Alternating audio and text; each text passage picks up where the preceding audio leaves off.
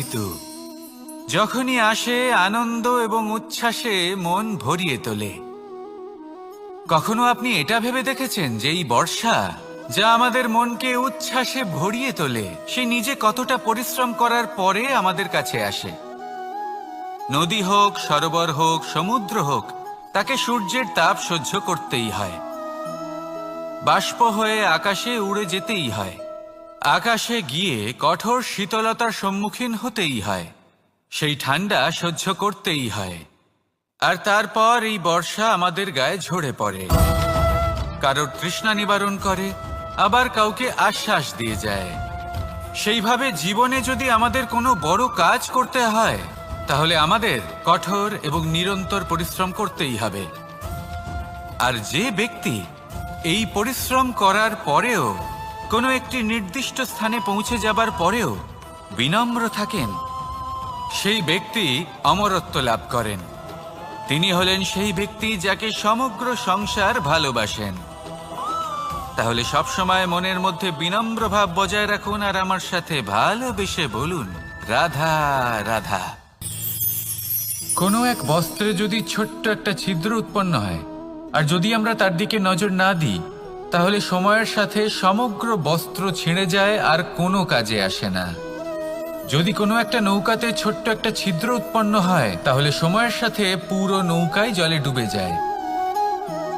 লক্ষ্যের দিকে অগ্রসর হওয়ার সময় একটা ছোট্ট ভুল আপনি যদি করে ফেলেন, তাহলে আপনাকে তা লক্ষ্যের থেকে দূরে করে দিতে পারে। এমনটা এই সম্পর্কের সাথেও হয়ে থাকে। কোনো একটা ছোট্ট কথা, একটা ছোট্ট মনোমালিন্য যদি সম্পর্কে আসে এবং সেটা না মেটানো হয়, তাহলে সেই সমগ্র সম্পর্কটা অনেক বড় বড় সম্পর্ক ভেঙে যেতে পারে। যদি আপনার সম্পর্কে ছোট্ট একটা ছিদ্র উৎপন্ন হয়, তাহলে প্রেমের সূচ আর স্নেহের সুতো দ্বারা সেলাই করে ফেলুন, যাতে আপনার এই সম্পর্ক অটুট থাকে এবং প্রেম দ্বারা পরিপূর্ণ থাকে। আসুন আমার সাথে ভালোবেসে বলুন, রাধা রাধা।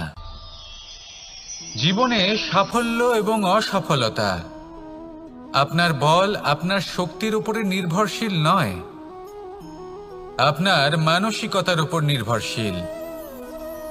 যদি কোনো ব্যক্তি দৃঢ় নিশ্চয় করে নেয়, তাহলে সে কখনো হারে না। যদি কেউ হার মেনে নেয়, তাহলে সে কখনোই জিততে পারে না। শেষ পর্যন্ত কি হয়? এই ভাবনাই সত্য হয়ে সামনে চলে আসে, আর এই ভাবনাই পরবর্তীকালে ইতিহাস রচনা করে। সেই জন্য আপনি যদি চান আপনার নাম ইতিহাসে থাকুক, তাহলে দৃঢ় হতে শিখুন। ইতিবাচক ভাবনার সাথে, পরিশ্রমের সাথে এগিয়ে চলতে থাকুন। প্রতিস্পর্ধা গ্রহণ করুন আর শুধুই এগিয়ে যেতে থাকুন। সংসারে আপনি যে কোনো উচ্চতাতেই পৌঁছতে পারবেন, কারণ ইচ্ছে শক্তি আর ভালোবাসার চেয়ে বেশি শক্তিশালী আর কিছুই নেই। তাহলে আসুন আর আমার সাথে ভালোবেসে বলুন, রাধা রাধা। আজ আমি আপনাকে একটা ছোট্ট কাহিনী শোনাবো। একবার আমি, রাধা আর দাদা, আমরা তিনজনে মিলে লুকিয়ে একটা উপবনে গেলাম আম পেড়ে খেতে। অনেক পরিশ্রম করে আমরা ওখানে পৌঁছলাম আর আমরা আশ্চর্যচকিত হয়ে গেলাম এটা দেখে যে এবার তো আম পাকেইনি। এবার দাদা কি করলেন, একটা আম পাড়লেন আর সেটা চাখলেন, আর উনি নিরাশ হয়ে পড়লেন। উনি বললেন যে এটা তো খুবই টক। তারপর রাধা একটা আম পাড়ল আর সেটা চেখে দেখল, আর রাধা উৎসাহিত হয়ে পড়ল। আমি রাধাকে জিজ্ঞেস করলাম, কি হয়েছে, তুমি এত উৎসাহিত কেন? তখন রাধা বলল যে এবার এত বেশি টক আম হয়েছে যে এগুলো দিয়ে আমরা আচার বানাবো। তাহলে দাদা ওখান থেকে বেরিয়ে গেলেন নিরাশ হয়ে এবং খালি হাতে। রাধাও ওখান থেকে বেরিয়ে গেল কিন্তু উৎসাহিত হয়ে, আর অনেকগুলো কাঁচা আম সাথে নিয়ে। এর থেকে আমরা কি শিক্ষা পেতে পারি? যে প্রত্যেকটা স্থানে এমন কিছু রয়েছে যেখান থেকে আমরা কিছু একটা শিক্ষা লাভ করতে পারি, যা আমাদেরকে বিকাশের পথে নিয়ে যেতে পারে। এই শিক্ষা প্রত্যেক স্থানে আছে। সবকিছু আমাদের দৃষ্টিভঙ্গির উপর নির্ভর করছে। যখনই আমাদের জীবনে, আমাদের সম্পর্কে কোনো সমস্যা, কোনো বিপদ আসে, তখন বেশিরভাগ মানুষ সেই বিষয় নিয়ে দুঃখী হয়ে পড়েন।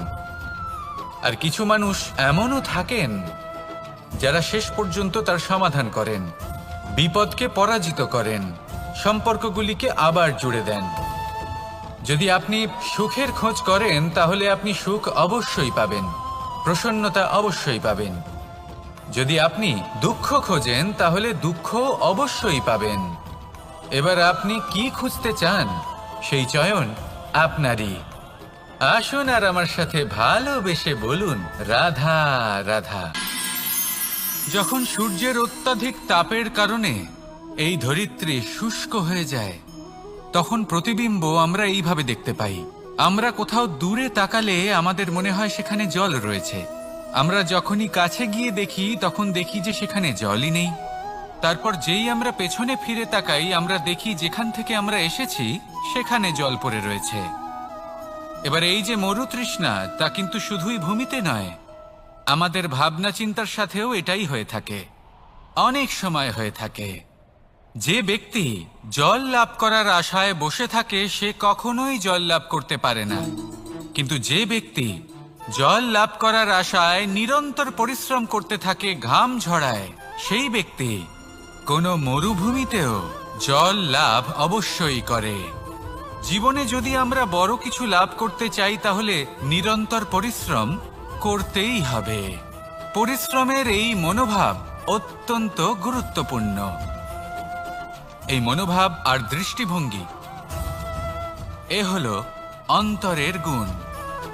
রূপ এবং প্রসাধন এগুলি হলো বাহ্যিক আবরণ। যে ব্যক্তি রূপের কারণে আপনাকে ভালোবাসে তা প্রকৃত ভালোবাসা নয়, কিন্তু যে ব্যক্তি আপনার আবেগ এবং মানসিকতার জন্য আপনাকে ভালোবাসে তাই হলো প্রকৃত ভালোবাসা।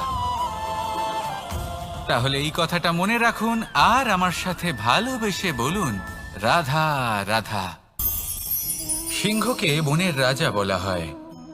অত্যন্ত শক্তিশালী হয় সে, তার পরিবারও খুব বড় হয়। কিন্তু যদি এমন হয় যে সিংহের পরিবারে নিজেদের মধ্যেই কলহ সৃষ্টি হয়, যদি তারা নিজেরাই লড়তে থাকে তাহলে কি হবে? সিংহকে মেরে তার পরিবারকে মেরে ফেলে শেয়াল বনের রাজা হয়ে উঠবে।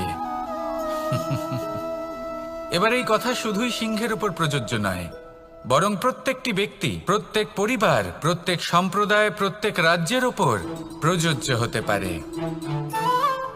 পরিবারে যদি মতভেদ বেড়ে যায় তাহলে সেই পরিবার ভেঙে যেতে পারে। ইতিহাস এই বিষয়ের সাক্ষী। যদি সমাজের মানুষ নিজেদের মধ্যেই লড়তে থাকেন তাহলে কেউ রাজা হতে পারেন না, বরং অন্য কেউ সেই কলহের সুযোগ নিয়ে নিজে রাজা হয়ে বসেন। একতার গুরুত্ব বুঝতে শিখুন। ঘুরে ফিরে বিষয়টা এসে দাঁড়াচ্ছে সেই ভালোবাসায়, কারণ ভালোবাসাই হলো সেই যা সকলকে একসাথে বেঁধে তাদের আনন্দে রাখতে পারে। প্রেমের থেকে বেশি শক্তিশালী আর কিছুই নেই। তাই এই প্রেমকে নিজের মনে জাগ্রত করুন, নিজের পরিবারে বর্ষণ করুন, সমাজে বর্ষণ করুন, রাজ্যে বর্ষণ করুন, আর এই ভালোবাসার সাথেই বলুন, রাধা রাধা। বর্ষা কখনো অনুভব করে দেখেছেন এই বর্ষা? আকাশ থেকে বর্ষার ফোঁটা ঝরে পড়ে, মিষ্টি ফোঁটা, শীতল ফোঁটা, মনকে পবিত্র করে তোলে, ধরিত্রীর তৃষ্ণা নিবারণ করে, আশপাশটা সবুজে ভরিয়ে তোলে। এবার এইরকম জল আমরা কুয়ো থেকেও পেতে পারি। যদি আমরা ভেবে দেখি যে বর্ষা এবং কুয়োর জলের মধ্যে পার্থক্য কি, তবে পার্থক্য আছে। পার্থক্য হলো ভাগ্য এবং কর্মের। বর্ষা হলো ভাগ্য। প্রকৃতির যখন ইচ্ছে হবে তখন বর্ষা হবে, কিন্তু কুয়ো আমরা এমনি এমনি পাই না। কর্ম এবং পরিশ্রমের দ্বারা একে প্রাপ্ত করতে হয়। এই ধরিত্রীকে খুঁড়তে হয়, অনেক ঘাম ঝরাতে হয়, তবেই আমরা একটা কুয়ো প্রাপ্ত করতে পারি। এবার এই বর্ষা, এটা সারা বছর হয় না, কিন্তু কুয়ো এটা বছরের পর বছর আমাদের তৃষ্ণা নিবারণ করে। এবার এর থেকে আমরা কি শিক্ষা লাভ করি? এটাই যে আপনি ভাগ্যের উপর বিশ্বাস রাখুন, কিন্তু নিজের কর্মের উপর আস্থা রাখুন, কারণ কর্ম এবং পরিশ্রম আপনাকে এই সংসারের যে কোনো শিখরে পৌঁছে দিতে পারে। তাহলে নিরন্তর প্রয়াস করুন, কর্ম করুন, আর আমার সাথে ভালোবেসে বলুন, রাধা রাধা। ইচ্ছে বড়ই বিচিত্র জিনিস এই ইচ্ছে। যদি তা পূর্ণ না হয় তাহলে তা ক্রোধকে জন্ম দেয়, যদি তা পূর্ণ হয় তাহলে লোভকে জন্ম দেয়, যদি সময়ের মধ্যে পূর্ণ না হয় তাহলে শোককে জন্ম দেয়, আর যদি সময়ের পূর্বেই পূর্ণ হয়ে যায় তাহলে অহংকারকে জন্ম দেয়। সকলের ইচ্ছে থাকে, আপনারও অবশ্যই থাকবে, তা অবশ্যই পূরণ করবেন। কিন্তু একটা কথা মনে রাখবেন, আপনার এই জীবন এটা কোনোভাবেই আপনার ইচ্ছে পূরণ করার মাধ্যম নয়। এ হলো ধৈর্য সাধনের এক মাধ্যম, নিয়ন্ত্রণ করার এক মাধ্যম। নিয়ন্ত্রণ নিজের কামনার ওপর, নিজের ইচ্ছের ওপর, নিজের আবেগের ওপর। কারণ ইচ্ছে এটা হলো সেই অশ্বের মতো যা একবার লাগাম ছাড়া হয়ে গেলে আপনার হাত থেকে যদি এই লাগাম বেরিয়ে যায় তাহলে তা আপনাকে সোজা বিনাশের পথে নিয়ে যেতে পারে। কিন্তু যদি আপনি একে নিয়ন্ত্রণ করতে পারেন তাহলে এটা আপনাকে সাফল্যের শিখরে অবশ্যই পৌঁছে দিতে পারে। তাহলে ইচ্ছেগুলিকে নিয়ন্ত্রণ করুন আর আমার সাথে ভালোবেসে বলুন, রাধা রাধা। আমরা আনন্দ লাভের জন্য ভালোবাসি মা বাবাকে, ভাই বোনকে, পরিবার পরিজনকে, বন্ধুকে, প্রেমিকাকে। আমরা চাই যে সকলে যেন আপন হয়ে থাকেন, আমাদের কাছে থাকেন। কিন্তু মানুষের একটা প্রবৃত্তি আছে যে তিনি যা লাভ করে ফেলেন তার মূল্য তিনি বুঝতেই পারেন না। যদি আপনার বাড়ির কাছে একটা মিষ্টি জলের সরোবর থাকে বা সুন্দর নদী থাকে তাহলে জলের গুরুত্বটা কি আপনি তা বুঝতেই পারবেন না। সেইখানে আপনি যদি কোনো একটা মরুভূমিতে যান আপনি অনুভব করতে পারবেন যে এক একটা ফোঁটা জলের কি গুরুত্ব, তার মূল্য কি। সুখের মুহূর্তে যদি আপনজনদের মনে রাখেন তবে দুঃখের মুহূর্ত নিজে থেকেই দূরে সরে যাবে। ভালোবাসা এবং তার সাথে স্মরণ করা, এটাই তো হলো জীবনের এবং ভালোবাসার আসল মূল্য। আসুন আর আমার সাথে ভালোবেসে বলুন, রাধা রাধা। একটা জলের ফোঁটাকে ফোঁটা নামে সম্বোধন করা হয়। অনেক ফোঁটা একত্রিত হলে সাগরের রূপ ধারণ করে। শুধু একটা পাতাকে পাতা বলা হয়, অন্য অনেক পাতার সাথে একত্রিত হলে তা গ্রন্থের রূপ ধারণ করে। একটা মাত্র সুতো অন্য সুতোর সাথে মিলিত হলে বস্ত্রের রূপ ধারণ করে। অনেক সংখ্যক ইট একত্রিত হলে মহলের রূপ ধারণ করে। সৈন্যরা একত্রিত হলে সৈন্যদল তৈরি হতে পারে। এটা হলো শক্তি সংগঠনের, এটাই হলো শক্তি একতার। তা সে বনস্পতি হোক বা কোনো ব্যক্তিই হোক, কোনো মনোভাবই হোক, যদি একা থাকে তাহলে দুর্বল হয়ে পড়বে। যদি সংগঠিত থাকে তাহলে শক্তিও বাড়বে আর আপনাকে সামনে এগিয়েও নিয়ে যাবে। তাই এই একতায় বিশ্বাস রাখুন আর আমার সাথে ভালোবেসে বলুন, রাধা রাধা। জীবন কিসের উপর নির্ভরশীল? ধনের ওপর, বৈভবের ওপর, নিঃশ্বাসের ওপর? না, এই জীবন নির্ভরশীল বিশ্বাসের ওপর। বিশ্বাস নিজের ওপর, বিশ্বাস আমাদের আপনজনের ওপর। কিন্তু যখন এই বিশ্বাস ভেঙে যায় তখন মানুষের মনও ভেঙে যায় আর তারপর সে অন্য কিছু করতেই পারে না। তখন কি করা যেতে পারে? 3টে কাজ আছে যা আপনি করতে পারেন। প্রথম, ভালোবাসা। যাকে আপনি ভালোবাসেন, যারা আপনাকে ভালোবাসে, ভুল যারই হোক না কেন, তার কাছে ক্ষমা চাইতে কখনোই সংকোচ বোধ করবেন না। দ্বিতীয় হলো বিশ্বাস। যারা আপনাকে ভালোবাসেন, আপনাকে বিশ্বাস করেন, তাদের বিশ্বাস কখনো ভাঙবেন না। তৃতীয় হলো আশা। যারা আপনাকে ভালোবাসেন, আপনাকে বিশ্বাস করেন, তাদের আশা আপনার সাথে জড়িত। তাদের থেকে কখনো কিচ্ছু লুকোবেন না। এই 3টে কাজ করুন আর এই জীবন সুপ্রসন্ন হয়ে বলবে, রাধা রাধা। আমি মনুষ্যরূপে জন্ম নিয়েছি এবং সমস্ত কর্ম এই রূপেই করেছি। কিন্তু আশ্চর্যের বিষয় হলো যে আজও মানুষ আসেন এবং হাত জোড় করে প্রার্থনা করেন যেন আমি ওনাদের সহায়তা করি। আপনাদের একটা কথা বলতে চাই, আমি সকলকে সাহায্য করতে পারবো না, কিন্তু আমি শিক্ষা অবশ্যই দিতে পারবো, জ্ঞান প্রদান করতে পারবো। এমন কিছু জ্ঞান যার ভিত্তিতে মানুষ যা চাইবেন তাই লাভ করতে পারবেন যদি সঠিক কর্ম করতে থাকেন। যখন কংসের অসুররা গোকুলে ধ্বংসলীলা চালাচ্ছিলেন তখন আমি কারোর থেকে সাহায্য চাইনি। আমি দাঁড়িয়েছিলাম এবং আমি তার বিরোধিতা করেছিলাম। সবাই বলেন যে আমি ছোট্ট একটা আঙুলে গোবর্ধন পর্বত তুলেছিলাম, কিন্তু আমি কি ওখানে একা ছিলাম? কখনোই নয়। আমার সাথে অসংখ্য গোকুলবাসী, অসংখ্য বর্ষণাবাসী ছিলেন, নিজের হাতে একটা লাঠি নিয়ে। ওনাদের মনোবল, ওনাদের আশীর্বাদ আমার সাথে ছিল। মহাভারতে আমি শুধুই শিক্ষক ছিলাম, আমি শুধুই শিক্ষা দিয়েছি। লক্ষ্য সাধন করেছে অর্জুনই, যুদ্ধ করেছে অর্জুনই এবং জয়ীও হয়েছে অর্জুনই। আমি শুধুই শিক্ষা দিতে পারি। অবশেষে আপনাকে শুধু এটুকুই বুঝতে হবে যে ঈশ্বর সবকিছু করতে পারেন না, করতে হবে আপনাকে। ঈশ্বর আপনাকে আশীর্বাদ করতে পারেন যে কাজ আপনি মন থেকে করবেন সেটা অবশ্যই পূরণ হবে। সেই জন্য নিজের লক্ষ্যের পথে এগোতে থাকুন। চেতনা, বিবেক এবং পরিশ্রমের দ্বারা আপনার যা যা স্বপ্ন আছে, যা লক্ষ্য আছে, আপনি অবশ্যই লাভ করবেন। আর এই মন সুপ্রসন্ন হয়ে বলবে, রাধা রাধা। কখনো কখনো এমন হয় আমরা আমাদের বাড়ির উঠোনে বীজ বপন করি, আর তা বিকশিত হয় একটা সুন্দর বৃক্ষে। তার শাখাগুলি প্রতিবেশীর বাড়ি পর্যন্ত পৌঁছয়। ফলের বর্ষণ প্রতিবেশীর বাড়িতেও হয়ে থাকে।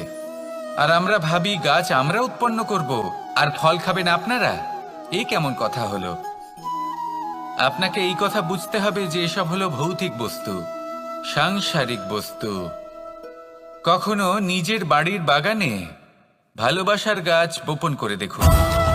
তার শাখাও প্রতিবেশীর বাড়ি পর্যন্ত পৌঁছবে, ফলের বর্ষণ সেখানেও হবে। কিন্তু সেই ফল চাইতে আপনাকে যেতে হবে না, সেই ফল দ্বিগুণ মাত্রায় আবার আপনার কাছেই ফিরে আসবে। তাই নিজের বাড়িতে আর নিজের মনে ভালোবাসার গাছ উৎপন্ন করুন। এই জীবন প্রসন্ন হয়ে বলবে, রাধা রাধা। আমাদের জীবন হলো একটা উপবনের মতো, যেখানে কাঁটাও আছে আবার ফুলও আছে। আর যদি আপনি ফুল লাভ করতে চান তাহলে কাঁটার সংস্পর্শে তো আপনাকে আসতেই হবে। এটাই জীবনের সত্য।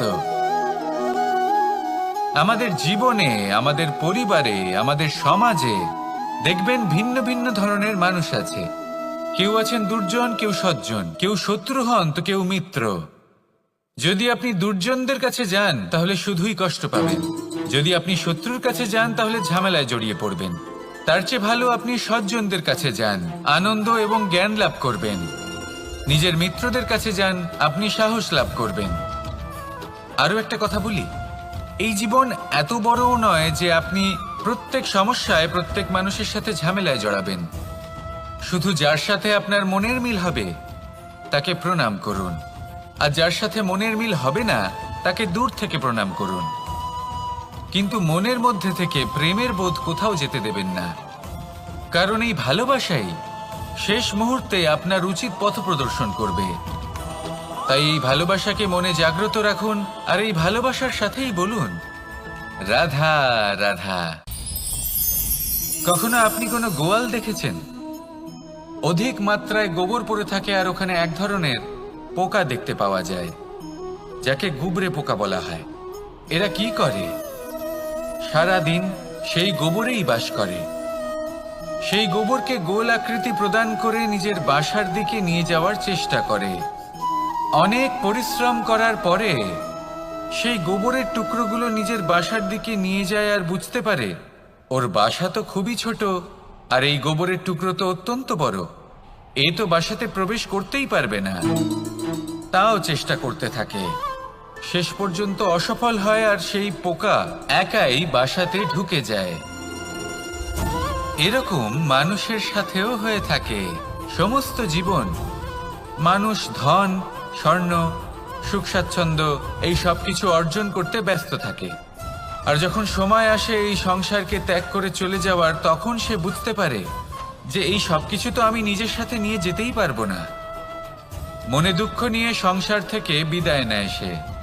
তার বদলে যদি মানুষ কোনো নির্ধন ব্যক্তিকে সাহায্য করে দেয়, কোনো দুঃখী ব্যক্তিকে হাসাতে চেষ্টা করে, তাহলে মনে সন্তোষ নিয়ে সংসার ত্যাগ করতে পারে।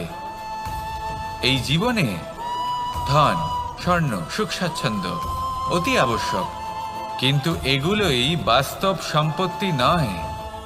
তাহলে কি এই বাস্তব সম্পত্তি সেটা বুঝতে শিখুন আর আমার সাথে ভালোবেসে বলুন, রাধা রাধা। আপনার থেকে বড়, আপনার থেকে মহান হলেন সেই গুরু। এটা কি আবশ্যক যে সেই গুরু কোনো ব্যক্তিই হবেন? কখনোই নয়। গুরু হলেন একটা তত্ত্ব, গুরু হলেন একটা শক্তি। গুরু একজন ব্যক্তি হলে শুধুই একজনই হতেন, কিন্তু তা নয়। গুরু হলেন একটা অনুভূতি, গুরু হলেন শ্রদ্ধা। গুরু তিনি যিনি আপনার ব্যক্তিত্বের পরিচালক হন। গুরু তিনি যিনি আপনার ব্যক্তিত্বের নির্মাতা হন।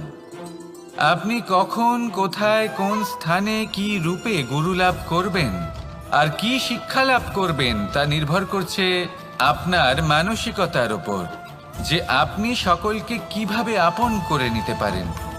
যদি আপনি গুরুকে আপন করতে চান, জ্ঞানকে আপন করতে চান, তাহলে আপনার মধ্যে শ্রদ্ধা জাগ্রত করতে হবে, সামর্থ্য জাগ্রত করতে হবে। আপনি গুরু এবং জ্ঞানকে আপন করে নিতে পারলে তা এমনিই আপনাকে মহান করে তুলবে।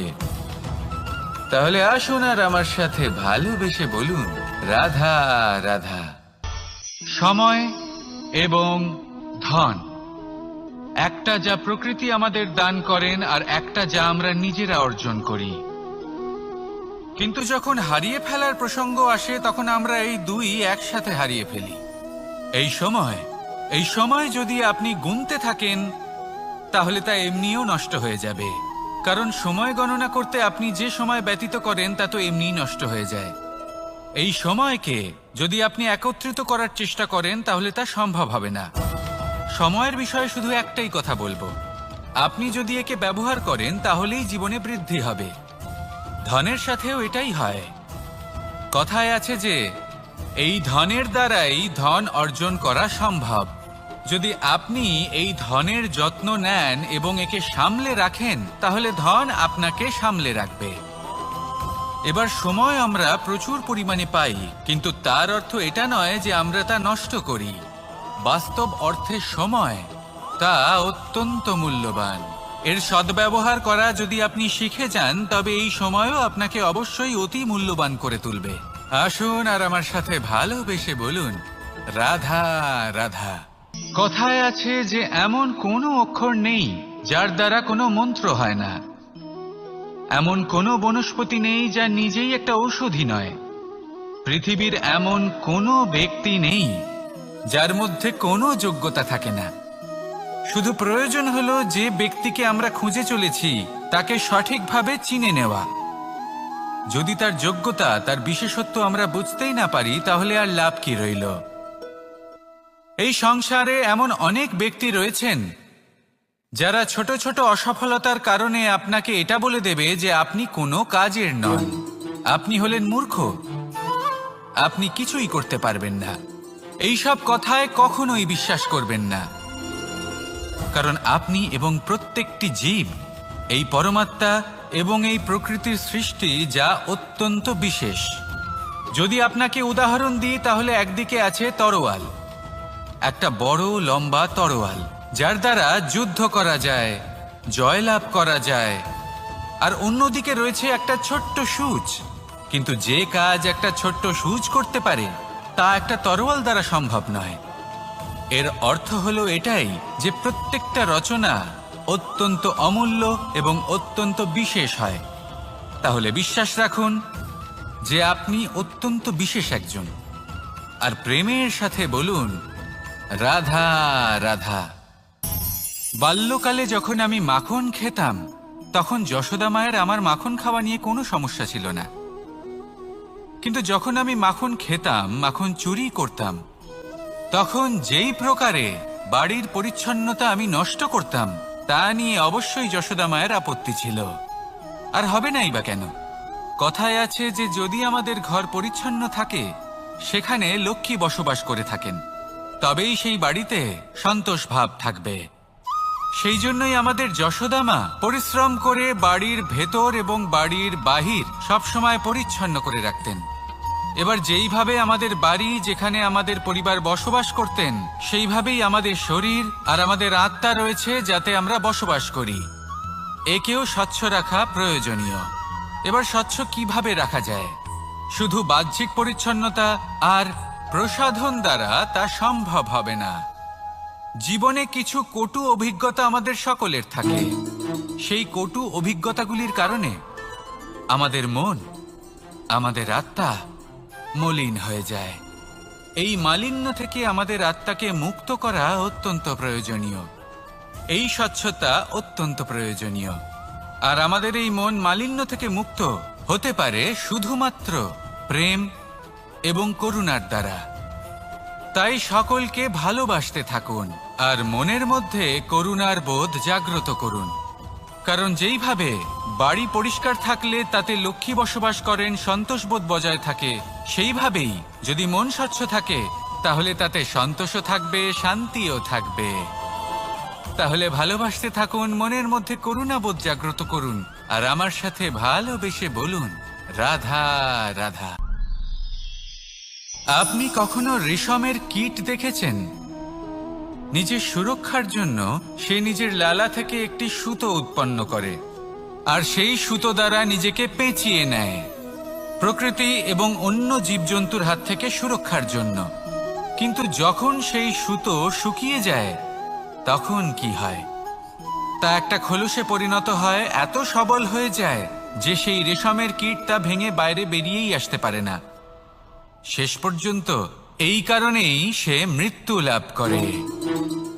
এবার যদি একটা প্রজাপতির কথা বলি, তাহলে প্রজাপতি কি করে?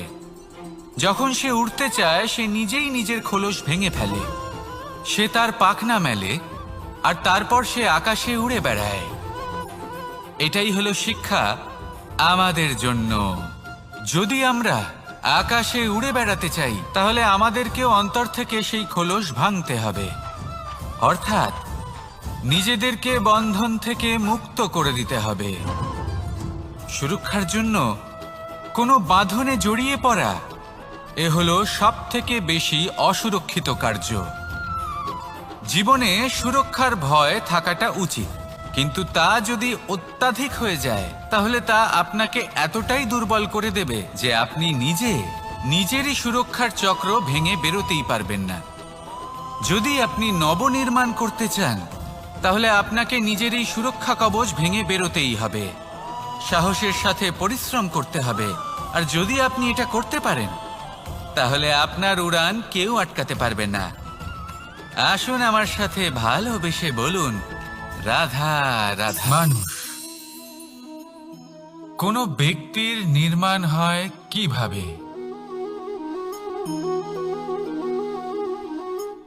কেউ বলবেন পঞ্চতত্ত্বের দ্বারা, কেউ বলবেন আত্মা, দেহ ও চেতনার দ্বারা, কেউ বলবেন ঈশ্বরের কৃপার দ্বারা, তো কেউ বলবেন এই প্রকৃতির পরীক্ষার দ্বারা। না, মানুষের নির্মাণ হয়ে থাকে বিশ্বাস দ্বারা। ব্যক্তি তখনই গড়ে ওঠেন যখন ব্যক্তিত্ব থাকে, ঠিক কিনা? আর ব্যক্তিত্ব তখনই হবে আর সেরকমই হবে যেরকম বিশ্বাস আপনি নিজের উপরে রাখবেন। যদি আপনি মনে করেন আপনি বিষের ন্যায় হবেন তাহলে আপনি বিষাক্তই হবেন। যদি আপনি এটা মনে করেন যে আপনি অমৃতের ন্যায় হবেন তাহলে আপনি অমরই হয়ে যাবেন। যদি আপনি নিজের উপরে বিশ্বাস রাখেন যে আপনি সংসারের সব থেকে উঁচু পর্বতের শিখরে পৌঁছতে পারবেন তাহলে আপনি অবশ্যই পৌঁছবেন। যদি আপনার এরকম মনে হয় যে আপনি এরকম কখনো করতে পারবেন না তাহলে এরকম কখনোই হবে না। ভেবে দেখবেন, বিশ্বাসের মধ্যেই বিশ্ব বাস করে থাকে, তো আপনার অস্তিত্ব কেন করবে না? যেমন বিশ্বাস আপনি নিজের উপরে রাখবেন তেমনই আপনি হয়ে উঠবেন। সেই জন্য নিজের উপরে বিশ্বাস রাখুন। আর হ্যাঁ, ভালোবেসে বলুন রাধা রাধা। শত্রুতা, একজন মানুষ অন্য মানুষের সাথে শত্রুতা করে বসেন। দুজন ঘনিষ্ঠ বন্ধু, এমনও এক সময় আসতে পারে যখন এনারা একে অপরের শত্রু হয়ে ওঠেন। এর অনেকগুলো কারণ হতে পারে, কিন্তু মূল কারণ হলো আলোচনা। আগে হ্যাঁ, আপনি যদি কারোর বিষয়ে আলোচনা করেন তাহলে সে আপনার শত্রু হয়ে যেতে পারে। এবার মনে একটা প্রশ্ন আসতে পারে যে এটা কিভাবে সম্ভব হতে পারে? আলোচনা, এটা তো অত্যন্ত জরুরি। যদি আমি নিজের বন্ধুর খারাপ কাজের বিষয়ে আলোচনাই না করি তাহলে সে শুধরবে কি করে?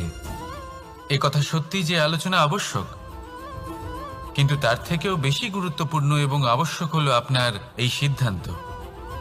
সিদ্ধান্ত এটাই যে আপনার এই আলোচনা কোন স্থানে করবেন।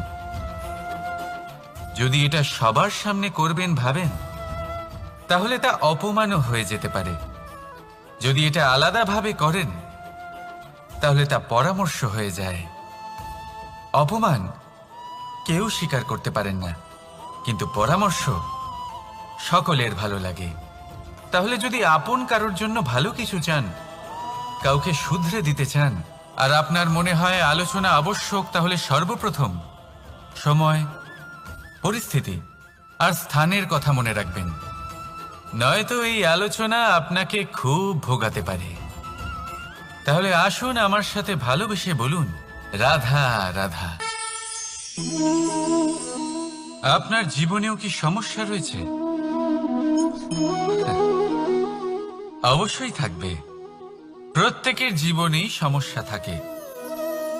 প্রত্যেক মানুষ জিজ্ঞাসাও করেন যে এই সমস্যা আসলে কি আর কেন আসে জীবনে। আপনাকে একটা কথা বলে দিই যে সমস্যা আসলে সেটা নয় যা আপনার পথে বাধা সৃষ্টি করে, বরং সমস্যা হলো সেটাই যেটা আপনি তখন দেখতে পান যখন আপনার একাগ্রতা আপনার পথ থেকে, আপনার লক্ষ্য থেকে সরে যেতে থাকে। আর এই সমস্যাগুলি দূর করার জন্য, এর সমাধান করার জন্য একটাই পথ আছে। নিজের সমস্ত ভাবনা আরো একবার একাগ্র করুন নিজের পথের দিকে, নিজের লক্ষ্যের দিকে। আপনার সমস্ত ভাবনা যদি কেন্দ্রীভূত হয় নিজের লক্ষ্যে, তাহলে এই সমস্যা দূরে থাকবে। যদি এরকম না হয়, যদি আপনার মন একটু অন্যদিকে চলে যায়, তাহলে এই সমস্ত সমস্যা আবার সামনে চলে আসে আর বাড়তেও থাকে। দেখুন, যেখানে আপনার লক্ষ্য রয়েছে, বান যদি সেখানেই চালাতে হয়, তাহলে দৃষ্টি তো সেদিকেই রাখতে হবে। তবেই তো আপনি সেই লক্ষ্য ভেদ করতে পারবেন।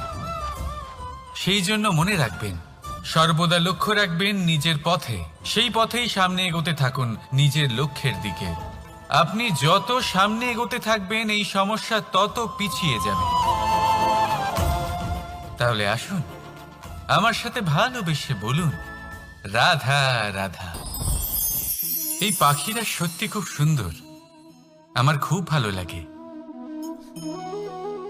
আপনি নিশ্চয়ই শুনে থাকবেন যে কিছু পাখির কাছে ডানা অবশ্যই থাকে, কিন্তু উড়তে পারে না। তারা চায় উঁচু আকাশে উড়ে বেড়াতে এবং মেঘেদের সাথে কথা বলতে, করতেই পারে না। এবার এই সংসারেও পাওয়া যায় ঘুড়িও। এদের মধ্যে না জীবন আছে, না প্রাণ আছে, আর না আছে ডানা, কিন্তু এরা আকাশের সাথে কথা বলে, হাওয়ার বেগের সাথে কথা বলে, আনন্দ করে, উৎফুল্ল হয়ে ওঠে। আকাশে জীবনের কিছু মুহূর্ত কাটায়। তার কারণ কি হতে পারে? কারণ হলো সুতো। এই সুতো যদি সঠিক হাতে থাকে, তাহলে এই কাগজের তৈরি ঘুড়িও আকাশের উচ্চতায় উড়ে বেড়াতে পারে। এবার এই সুতো আসলে কি? এই সুতো হলো আসলে ভালোবাসার, এই সুতো হলো আসলে বিশ্বাসের, আর এটা আপনি দিয়ে থাকেন তাদের হাতে যাদের আপনি বিশ্বাস করেন, যাদের আপনি নিজের সর্বস্ব দিয়ে দেন।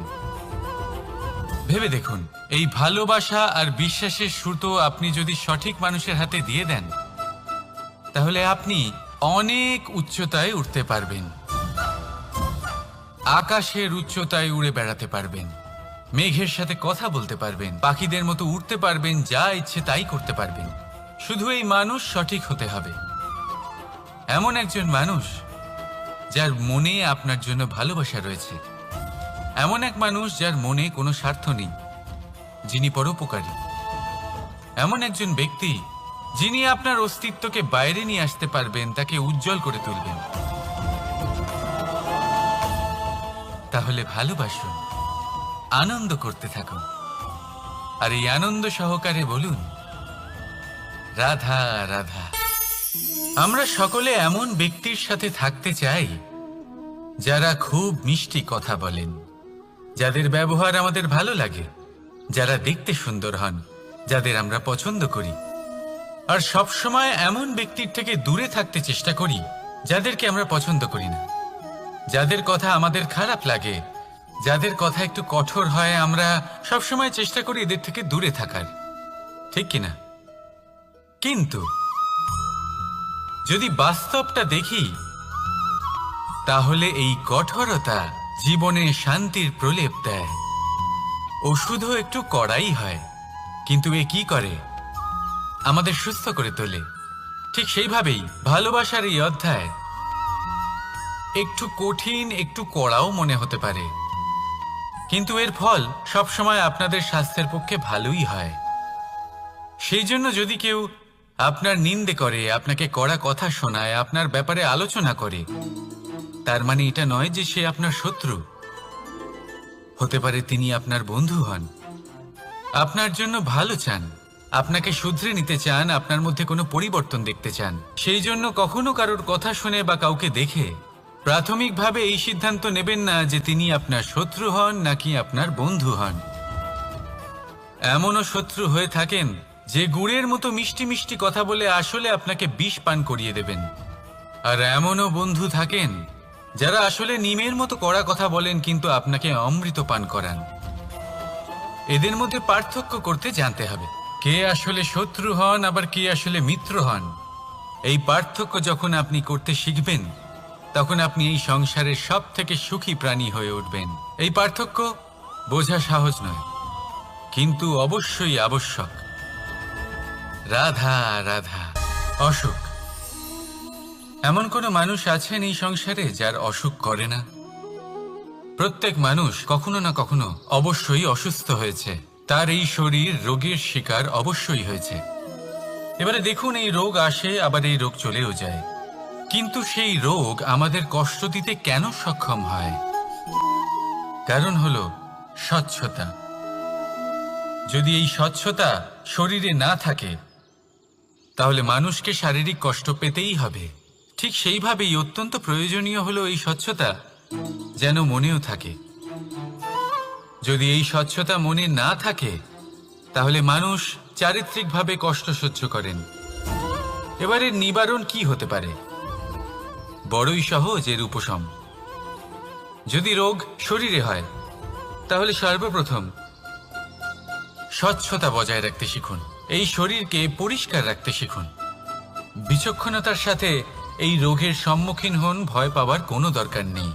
ব্যায়াম করতে থাকুন, সব ঠিক হয়ে যাবে। সেইভাবেই যদি এই অসুখ মনে হয়, তাহলে কি করা যায়?